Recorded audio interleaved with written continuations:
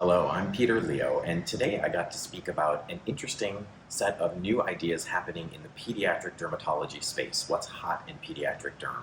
And I really focused on two disease states that I think are really shaping up to be dramatically new and changed in 2022 and beyond. First, we talked a little bit about Molluscum Contagiosum, my arch nemesis, one of the most frustrating things. Even though it's generally benign, it causes a lot of trouble for patients. So there are two new products that are in development right now. Neither has been released yet, but one is something that will be applied in the office, a topical cantharidin, that is something similar to what we've been using for almost 60 years or even more, depending on how you look at the history of that medicine.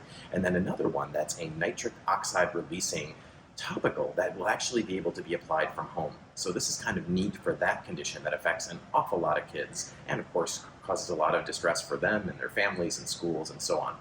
The second big area that we focused on was atopic dermatitis, and there is so much going on.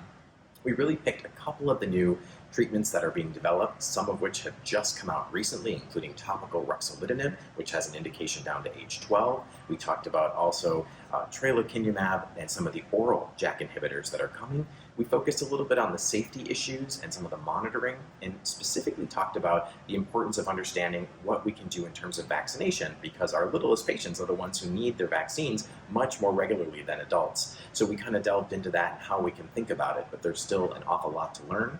However, I'm really excited that we have some new and exciting therapies in the pipeline, some of which are already available today.